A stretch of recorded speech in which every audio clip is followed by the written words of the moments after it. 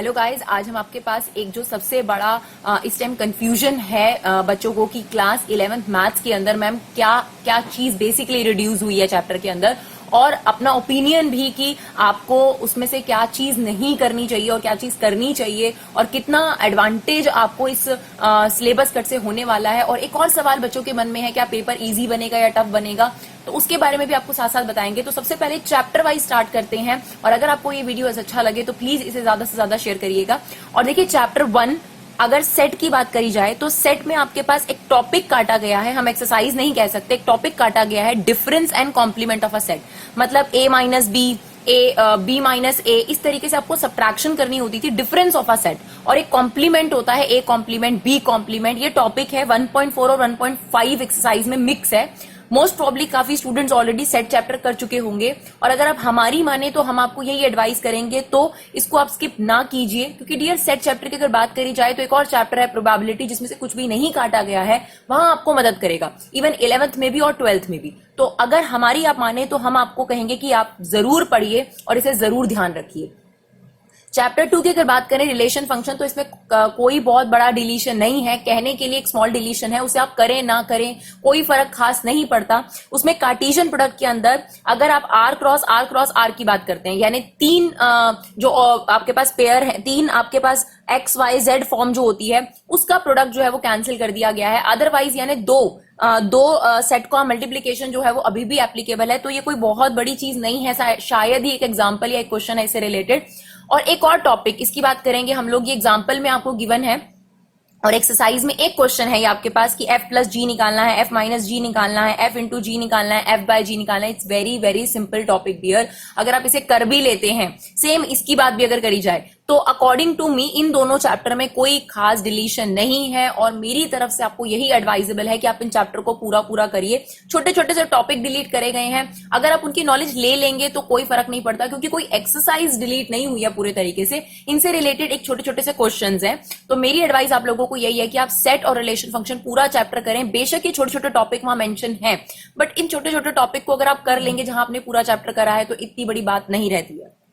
चलिए चैप्टर 3 की तरफ चलते हैं। तो चैप्टर 3 में हम जरूर कहेंगे एक सिग्निफिकेंट टॉपिक आपका काट दिया गया है, दैट इज एक्सरसाइज 3.4, जिसमें आपके पास प्रिंसिपल सॉल्यूशन निकालने सिखाए जाते थे। बट अगर आप मेरे ओपिनियन की बात करेंगे डियर, तो क्योंकि जो ये सिलेबस कट है, सीबीएसई ने साफ साफ इंस्ट्रक्शन मेंशन करी है कि जो सिलेबस कट है ये सिर्फ इसी सेशन में एप्लीकेबल है, नेक्स्ट सेशन में एप्लीकेबल नहीं है। तो अगर जो 11th के स्टूडेंट 12th में जाने वाले हैं, उन लोगों को काफी काम आती है एक्सरसाइज। अगर खास तौर पे चैप्टर 6 की बात करी जाए तो वहां पर ये टॉपिक काम आता है। तो मैं आपको ये एडवाइस जरूर करूंगी कि आप इस टॉपिक को जरूर समझिए। यानी अगर आपका ट्यूशन टीचर या स्कूल टीचर आपको समझा रहे हैं, तो उनके साथ एकदम लड़ने की जरूरत नहीं है कि ये एक्सरसाइज कटी हुई है तो हम नहीं करेंगे।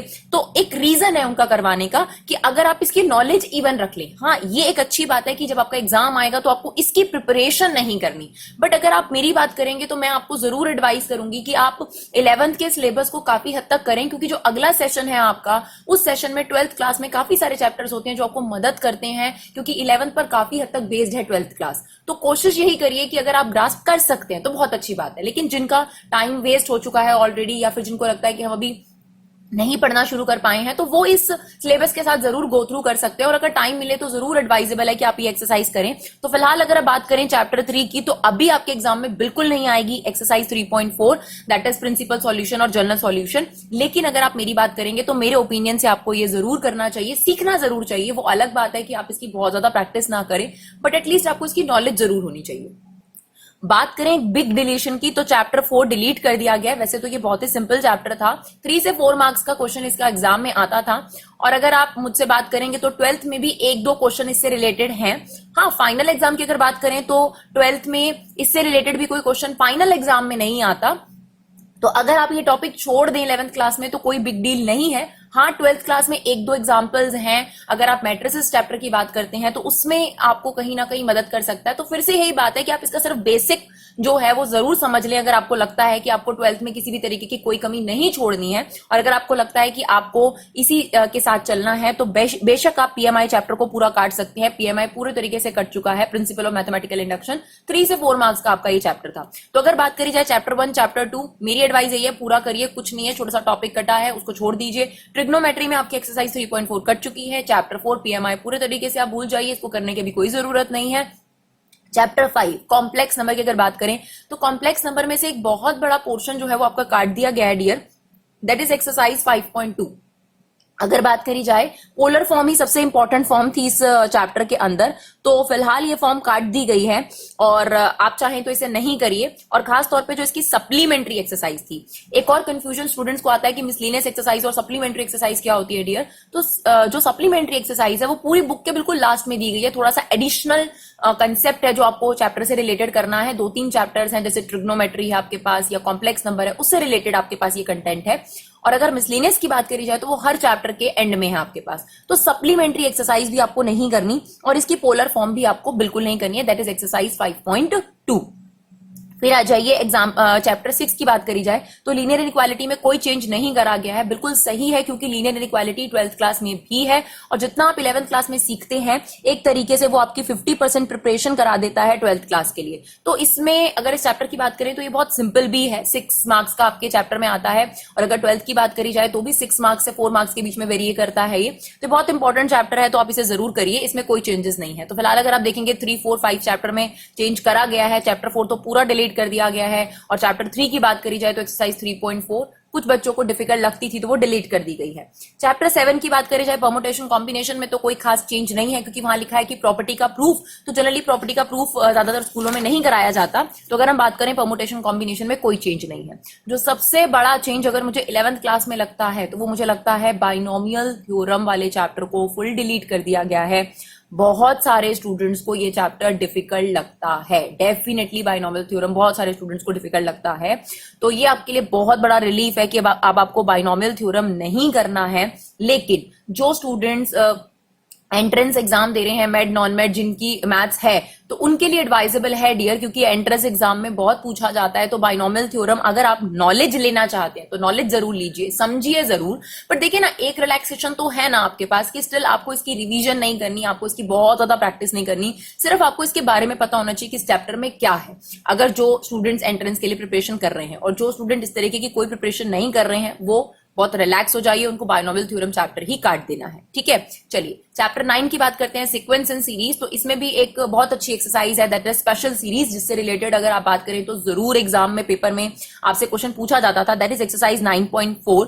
और इससे रिलेटेड क्वेश्चंस भी मिसलेनियस एक्सरसाइज में है, वो जब आप पढ़ेंगे तो आपको समझ में आ जाएगा कि कौन कौन से क्वेश्चन मिसलेनियस एक्सरसाइज के हैं, तो डेफिनेटली वो भी कट जाएंगे। तो बेसिकली एक टॉपिक काट दिया गया है और उस टॉपिक पे बेस्ड एक्सरसाइज 9.4 ये अब आपको करने की जरूरत नहीं है, स्पेशल सीरीज वाली एक्सरसाइज है।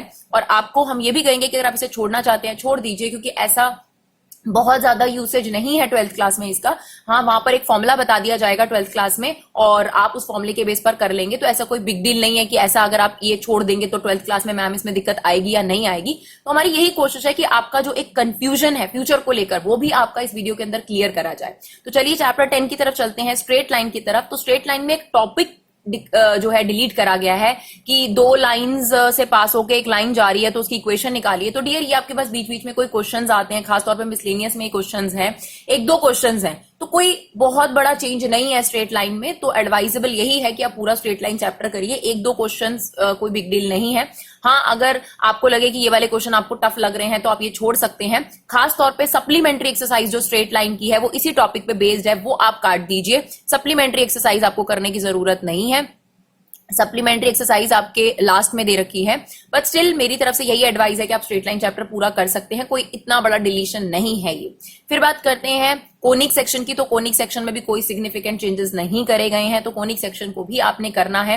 बाकी देखिए 11th क्लास में खास तौर पे एक और चीज होती है कि स्कूल जो है वो अपने तरीके से थोड़ा वेरिएशंस कर सकते हैं, तो ये सीबीएसई की गाइडलाइंस है।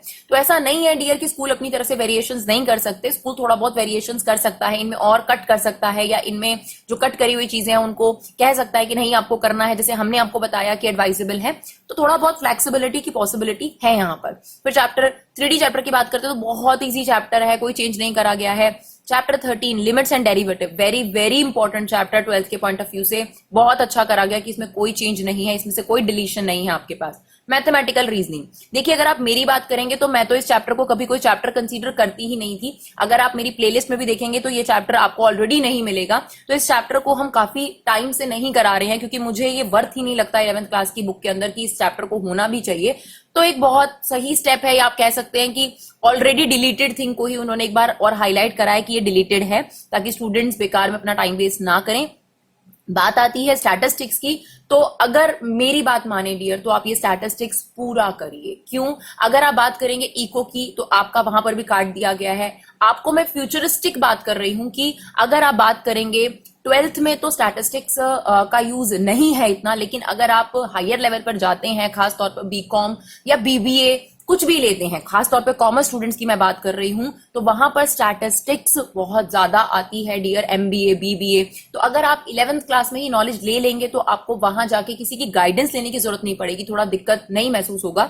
तो काफी पोर्शन आपका कटा हुआ है। आप बाइनोमियल काट दीजिए, आप पीएमआई काट दीजिए, आप मैथमेटिकल रीजनिंग काट दीजिए, तो आप देखिए कि आपके 3 चैप्टर तो बड़े क्लियर कट है, और बाकी में से भी जो थोड़ा थोड़ा कट है आप उसे फॉलो कर सकते हैं। बट स्टिल हमारी तरफ से जो एडवाइस है वो आपके लिए यही है। बात आती है कि पेपर इजी आएगा या टफ आएगा, तो डियर देखिए अभी भी टीचर्स के पास पूरी ऑप्शंस है। ऐसा कुछ नहीं है कि बहुत बड़ा बदलाव किया गया, अभी भी टीचर्स के पास 12 से 13 चैप्टर चॉइस के लिए हैं। तो अच्छा पेपर जैसे बनता था वैसा ही पेपर बनाया जा सकता है, कोई इसमें कोई प्रॉब्लम नहीं है। होपफुली ये जो पेंडेमिक है ये जल्दी से जल्दी ठीक हो जाए और हमारे स्टूडेंट्स जो है उनको जो है प्रॉपर एक गाइडेंस मिल सके, रादर देन एक ऑनलाइन गाइडेंस, जिससे उनकी जो प्रॉब्लम है वो थोड़ी सॉल्व हो सके। तो आई होप आपको इस वीडियो से थोड़ी सी क्लैरिटी हुई हो, और अगर आपको ये वीडियो अच्छी लगी तो प्लीज इसे शेयर करिए। Thank you so much guys for your love and support. Keep supporting Vibha classes.